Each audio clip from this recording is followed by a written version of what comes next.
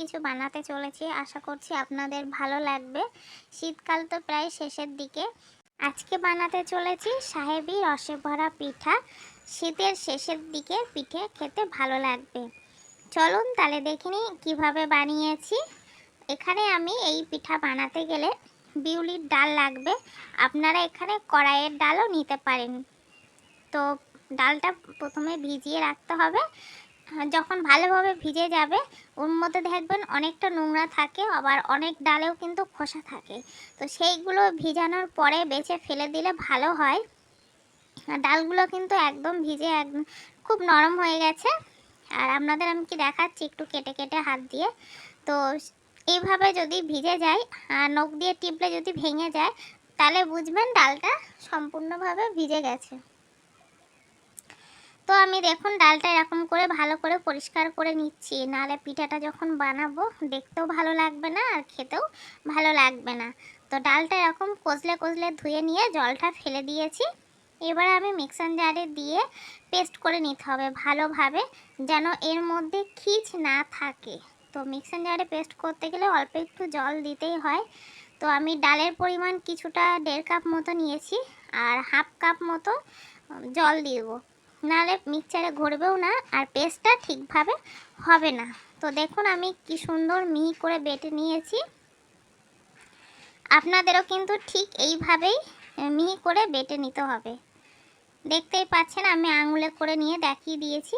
এবার একটা পাত্রে এটা নিয়ে নেব, আর এইভাবে ঘুরিয়ে ঘুরিয়ে হাত দিয়ে ঘুরিয়ে ফাটাতে হবে, ফেনাতে হবে। যত বেশি এই পিঠা বানাতে গেলে ডালটা যত বেশি ফাটবে খেতে কিন্তু বেশি ভালো লাগবে। তারপরে এখানে আমি চিনির সিরাপ বানাবো বা চিনির রস, সেই জন্য নিয়ে নিয়েছি বড় বাটির 1 বাটি জল, আর এর মধ্যে আমি পরিমাণ মতো চিনি দিয়ে দেবো। আর এই পিঠাতে একটু মিষ্টি মিষ্টি হলে বেশি ভালো লাগে। তো সেক্ষেত্রে আমি 3 কাপ চিনি দিলাম। মিষ্টির পরিমাণটা যথেষ্ট, ওর বেশি মিষ্টি দেওয়া লাগবে না। তো ভালো করে জাল করে নিয়ে একটা বেশি ঘনও হবে না, ভালো করে চিনি আর জলের সাথে বেশ ফুটিয়ে নিতে হবে। 20 মিনিট ফুটিয়ে নিলে কিন্তু হয়ে যাবে, এই পিঠার যে রসটা তৈরি হয়ে যাবে। তো আজকে আমি একটু অন্যভাবে বানাচ্ছি বলে আর অন্য একটা পাত্রে আমি দুধটাও জাল করে নেব। তো দেখুন আমার এখানে সিরাপটা বানানো হয়ে গেছে। এরকম ফুটন্ত হলে চিনিগুলো গলেও যাবে আর জল আর চিনি একসাথে ভালো করে মিশেও যাবে।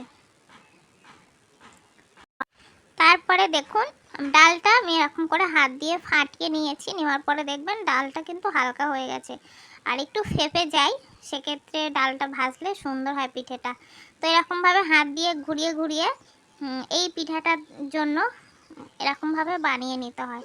এরকমভাবে ঘুরিয়ে ঘুরিয়ে ডালটা ফানিয়ে নিতে হবে। আর একটা আঠালো ভাব থাকে, এটা না থাকলে কিন্তু পিঠাটা খেতে ভালো লাগবে না।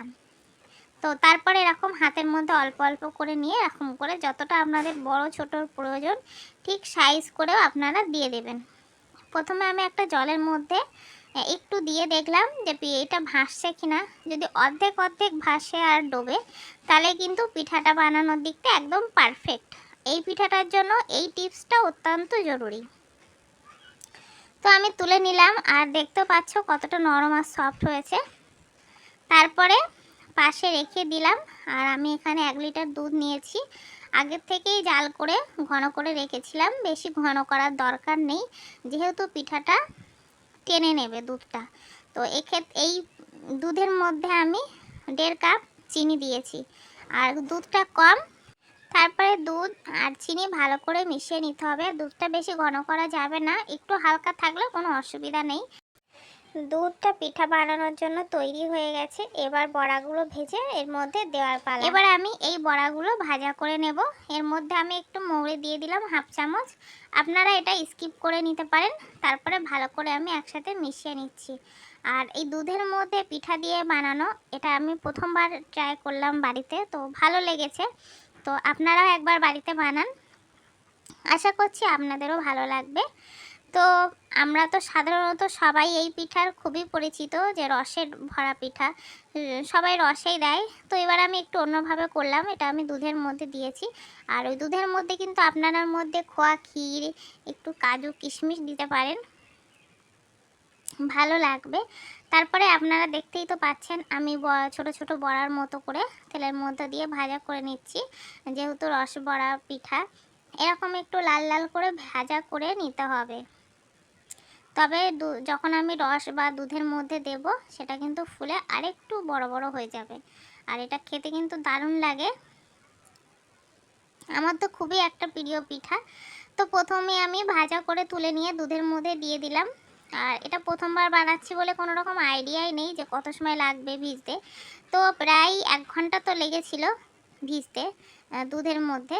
তা কিন্তু গরম গরম ঢাকা দিয়ে দিতে হবে, তবে তাড়াতাড়ি ভিজতে সুবিধা হবে আর তাড়াতাড়িও রসে ভরে যাবে। তো ওইদিকে আমার সব পিঠাগুলো ভাজা হয়ে গেছে, একবার করে ভাজছি। আমার পিঠাগুলো ভাজা প্রায় শেষের দিকে।